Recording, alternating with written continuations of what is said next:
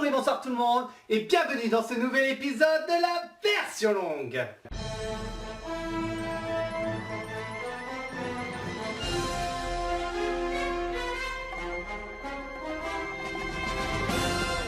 Votre film existe en version longue et vous vous demandez si ça vaut le coup? Je suis là pour vous répondre. Et aujourd'hui, pour fêter la sortie ciné de X-Men Apocalypse, dont je ferai une aparté à la fin d'ailleurs, je me suis attaqué à X-Men Days of Future Past, The Rock Cut. Et pour ceux qui se demanderaient qu'est-ce que ça veut bien dire The Rock Cut, et ben voici tout un tas de propositions. À vous de choisir. Donc, ce film méritait-il une version longue? On va le savoir maintenant.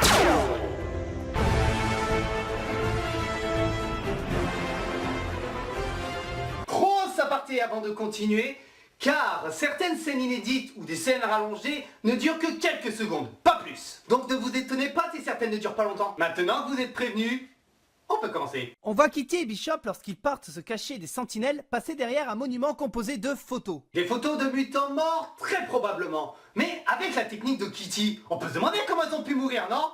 Mais bon, passons.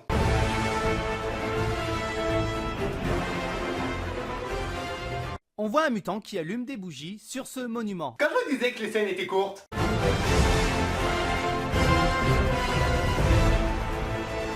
On retourne à la scène où Wolverine se désigne pour aller dans le passé. Et Bishop prend la parole pour lui dire que c'est risqué. Risqué? Bon, ok, on peut le concevoir.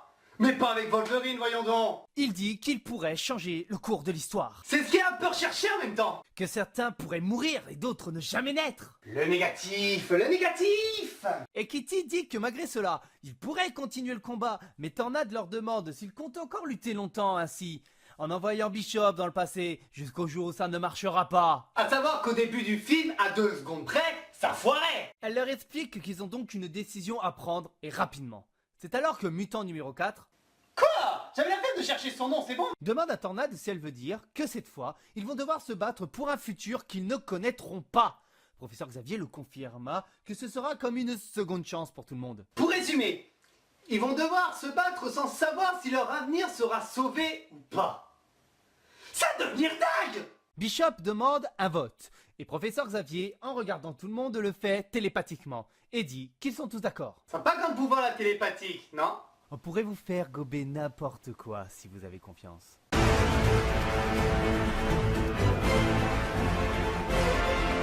Avant d'envoyer Wolverine dans le passé, Bobby parle à Kitty de son côté pour lui faire part de son inquiétude sur cette téléportation, car il sait que Wolverine ne sera pas le seul à souffrir. Oui, ils sortent ensemble, hein, si vous ne l'avez pas compris. Elle le rassure calmement. Elle sait ce qu'elle fait. S'ensuit d'un mignon baiser d'encouragement. Ah, c'est tellement beau l'amour. En temps de guerre.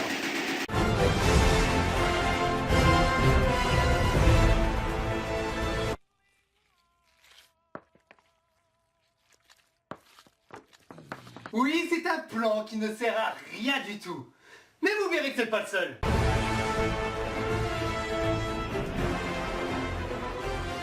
Alors que Wolverine se bat contre les trois gars, un des gars lui tire dans le dos et se fait massacrer comme les autres. Pour le prix d'une cartouche de balle, il s'est pris 3 griffes dans la gueule. Sérieux, mec? Mais quand tu vois un mec faire ça, bah t'assistes pas, d'accord? C'était sûr que t'allais pas le tuer.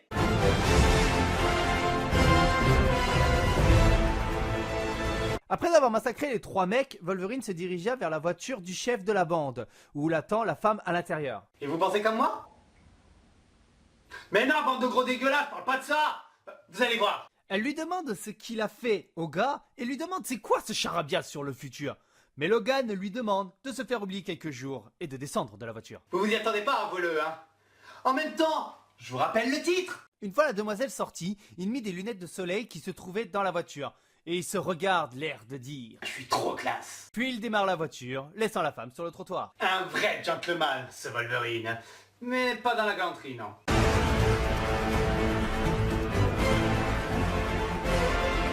Après que Logan explique à Charles que c'est lui qui l'a envoyé depuis le futur, il se met à rire et lui et Hank le prennent pour un cinglé. Même si je n'ai aucune idée de pourquoi ça a été coupé au montage, mais sa réaction est compréhensible et vous verrez qu'il rit beaucoup lors de cette scène.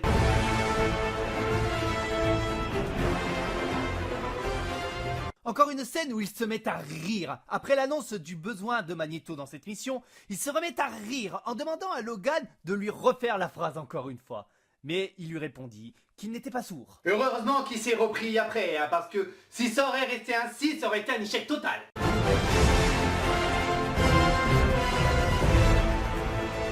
Juste plan où Hank écoute attentivement. Hein.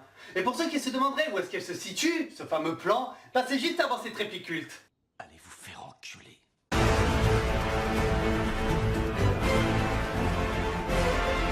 Au moment où ils essaient de savoir comment retrouver Quicksilver, Hank dit que le Cérébro, c'est hors de question. Et Wolverine dit qu'avec Internet non plus, ça ne serait pas possible. C'est alors que Charles et Hank se regardent et ce dernier finit par demander « C'est quoi Internet ?» Il est vrai que ça peut paraître con comme phrase à l'heure actuelle, mais faut pas oublier que ce film, il se passe dans les années 70. Et dans les années 70, Internet n'était pas connu du grand public, voire presque inexistant. Logan soupire, tandis que Charles tire la grimace histoire de dire « Laisse tomber ».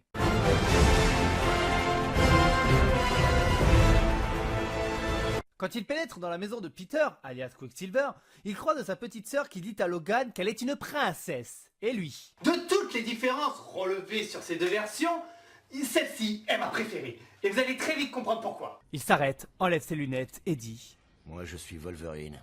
Je la kiffe cette réplique. Et puis après je me suis demandé, mais si c'était m'arrivé à moi, comment ça se serait passé?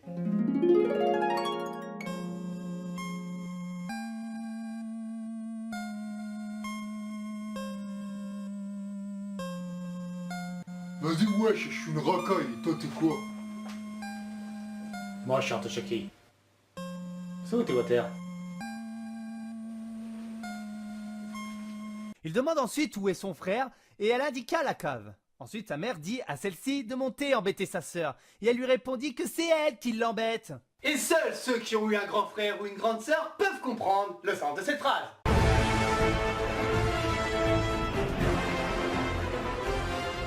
En regardant les infos concernant l'affaire de Paris, le président se lève en disant « Quel foutu merdier !» Bah alors?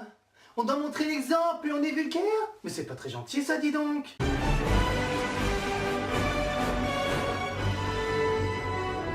Après le compte-rendu sur les mutants, Trask dit qu'en cas de capture des mutants, il y en a une qu'il veut, pour les besoins de la science bien sûr.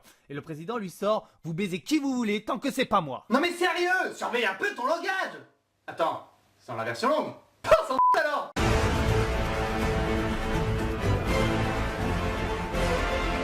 Voyant Kitty souffrir, Bobby demande si quelqu'un ne pourrait pas aider Kitty, en la remplaçant, comme Malicia. Mais le professeur ne sait même pas si elle est encore en vie, étant donné qu'il n'a pas réussi à prendre contact avec elle depuis des années. Des années? Mais elle dure depuis combien de temps cette guerre? Bobby lui explique qu'elle est enfermée dans la seule pièce où l'esprit du professeur ne peut accéder, le Cérébro du manoir. Mais comment c'est ça lui? Et il a l'air d'être mieux renseigné que le professeur Xavier, le propriétaire du manoir, vous allez voir. Apparemment, il ferait des expériences sur elle pour son pouvoir. Il aurait aimé la secourir, mais le manoir est apparemment trop gardé. Encore une fois, comment tu sais tout ça? Le professeur lui dit que les sentinelles ignorent certains passages du manoir. Bobby retourne voir Kitty pour lui dire qu'ils vont aller chercher de l'aide pour elle. Et pour terminer, petite théorie. Parce que la partie la plus revendue de cette version longue, donc l'histoire de Malicia, pourquoi elle est juste que dans cette version longue? À mon avis, c'est à cause de cette incohérence qui est grosse comme un manoir. Oui, manoir, parce que c'est un jeu de mots, c'est sûr, c'est... Ok, on passe à la suite.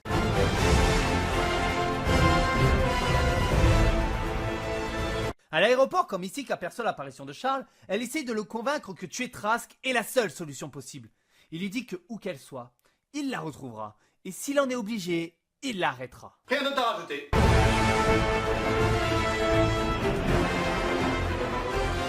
Si vous trouvez que ce titre est vague, il y a quand même une raison. C'est parce que déjà cet extrait est extrêmement long et qu'en plus ça se passe entre le passé et le futur. Je parle du film, on est d'accord. Et donc pour éviter de s'y perdre, on va faire des sous-parties. Et on commence par...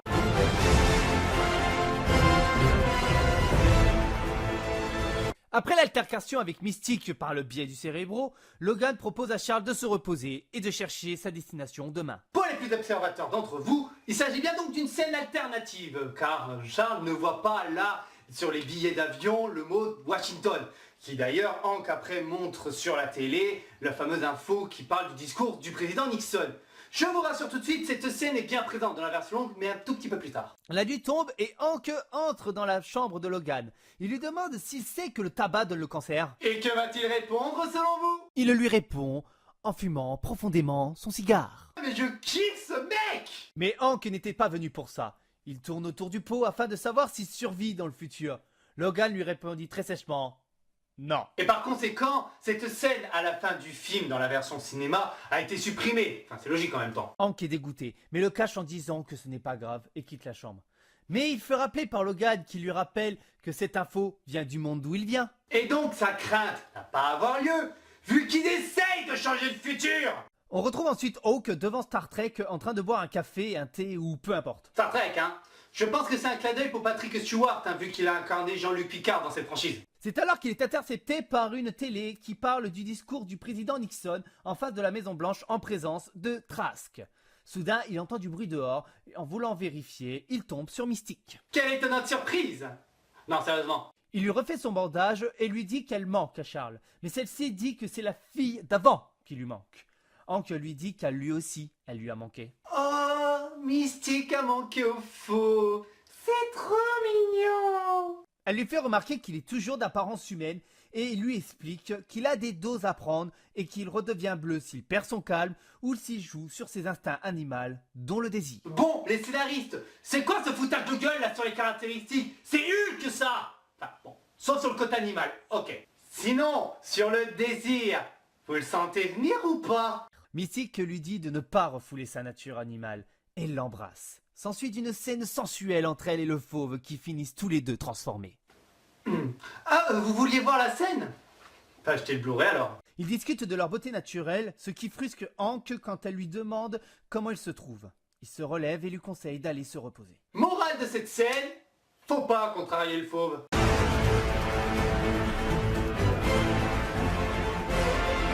On est de retour dans le futur où l'on voit le manoir encerclé par les avions de Sentinelle. Magneto et Bobby prennent une sorte de souterrain pour pouvoir pénétrer dans le manoir, qui conduit sur une impasse. Le professeur Xavier dit à Magneto que le mur est en acier renforcé, donc il peut l'arracher sans problème et il se retrouve dans les conduits d'aération. Des conduits d'aération, le stéréotype parfait des films d'action.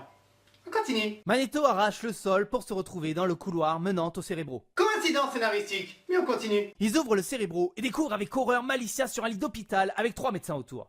Pendant que Magneto les contrôle en les menaçant avec des ustensiles médicaux, Bobby court pour réveiller Malicia et l'idée de toucher sa peau pour lui redonner de l'énergie lui passe en tête, ce qui la réveilla. Bonne idée l'iceberg. Non, je suis sincère, c'est bien joué. Quand ils sortent enfin du Cérébro, le professeur Xavier les prévient que les sentinelles arrivent et qu'il faut qu'ils partent vite.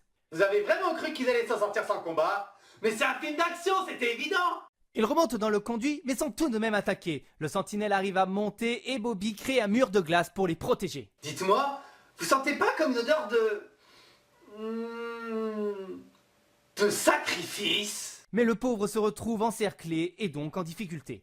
Magneto et Malicia arrivent à s'enfuir, mais pas Iceberg qui se fait tuer par 3 sentinelles. Je vous l'avez dit les amis, stéréotype des films d'action. Pourquoi changer la formule? Afin de ne pas être suivi, Magneto rebouche le trou d'acier renforcé pour pouvoir s'échapper avec Malicia. Les sentinelles, en tentant de détruire le mur, mirent le feu aux canalisations qui fit exploser le manoir sous le regard apeuré de professeur Xavier. Eh oui, encore un stéréo. Putain, elle chante cette phrase en fait. Magneto et Malicia arrivent enfin à remonter dans l'avion qui décolla aussitôt. Mais un sentinelle en feu atterrit sur l'avion en plein vol. Mais Charles n'a pas dit son dernier mot et conduit brusquement afin de faire tomber le sentinelle, qu'il réussit à faire tomber après un coup de maître. Heureusement qu'il est passé dans Star Trek, hein, ça l'a vachement aidé pour faire un coup pareil.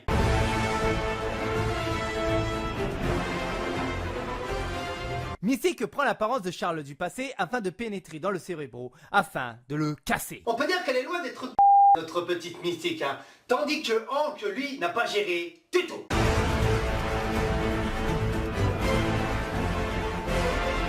L'avion atterrit enfin devant le temple où se trouvent les survivants. Professeur Xavier, Magneto et Malicia rejoignent Kitty qui demande où est Bobby. Malicia lui fait comprendre qu'il était mort et Kitty fondit en larmes. En même temps, c'est à prévoir. Mais continuons. Malicia s'approche d'elle, lui toucha la peau afin de recevoir son pouvoir pour pouvoir la remplacer. Wolverine se réveilla dans le passé et sentit la présence de Malicia. Mais bien sûr, nique la logique! C'est alors que Hank entre dans sa chambre pour lui dire que Mystique était venue cette nuit-là. Et t'as attendu tout ce temps pour le dire, hein? Juste histoire de calmer tes hormones! En retournant dans le cérébro, ils comprirent pourquoi elle était venue. Puis Hank parle des actualités du discours à Washington. Et évidemment, il prend le temps de se changer, hein. Ok, je sais que c'est pour la continuité de la version cinéma, on est d'accord. Mais c'est quand même un faux raccord!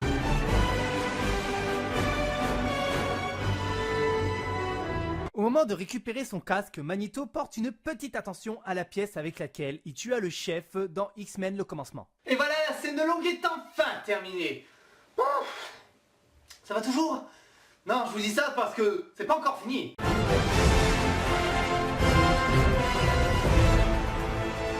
Un petit plan sur l'avion où l'on voit le bras du sentinelle clignoter. Oui, c'est sûrement un GPS. C'est peut-être d'ailleurs à cause de ça qu'ils ont été retrouvés aussi facilement et qu'ils sont venus aussi nombreux, hein. Tout s'explique!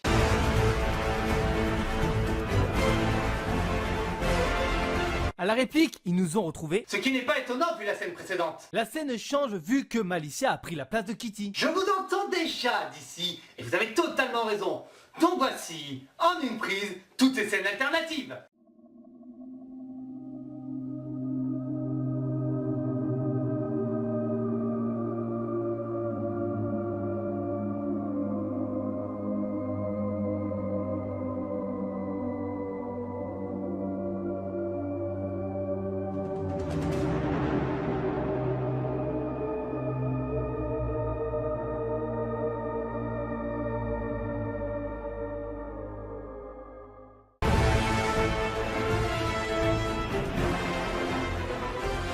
Placé à côté d'un ancien soldat lors du discours du président Nixon, Charles fut interpellé par celui-ci qui lui dit qu'il était à la 4e infanterie de Chenla, puis demande où il était à Charles, qui lui répondit matière fratricide. C'est le plus dur ça, selon le soldat. Je vous rassure tout de suite, moi non plus j'ai rien compris à tout ce charabia.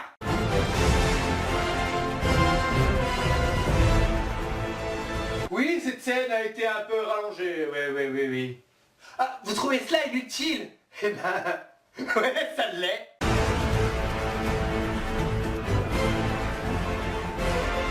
Afin que Magneto puisse entrer dans le temple, ce n'est pas Madame Téléporteuse qui l'aide, Au moins vous voyez de qui je parle maintenant. mais Kitty, ce qui, à mon humble avis, est beaucoup plus classe. Mais impossible dans la version cinéma, vu qu'elle est censée s'occuper de Wolverine. C'est con quand même.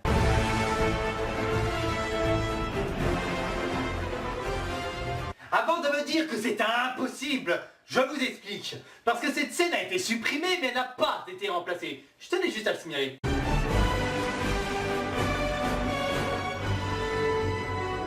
On y est à la dernière scène, enfin! Mais plutôt que de vous raconter toutes les différences, je vous laisse juger par vous-même.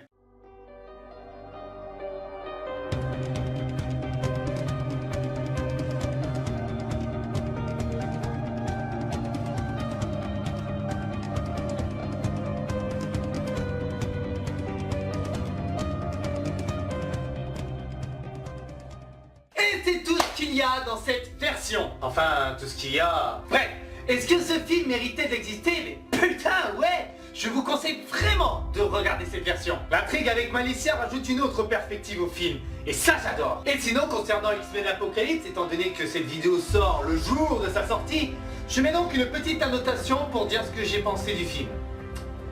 Voilà, sinon j'espère que ce numéro vous aura plu. N'hésitez pas à laisser un commentaire pour nous dire ce que vous avez aimé ou pas de l'émission, à nous proposer des versions longues à décortiquer par la même occasion. N'hésitez pas à mettre un j'aime, ça fait toujours plaisir, et à la partager sur Facebook ou sur Twitter, et à nous suivre sur ces réseaux sociaux dont les liens seront dans la description. Et surtout n'oubliez pas de vous abonner pour ne pas manquer les prochaines vidéos que je ferai sur cette chaîne. En attendant, moi je vais aller au cinéma, et je vous retrouve dans un prochain numéro. Bye bye tout le monde!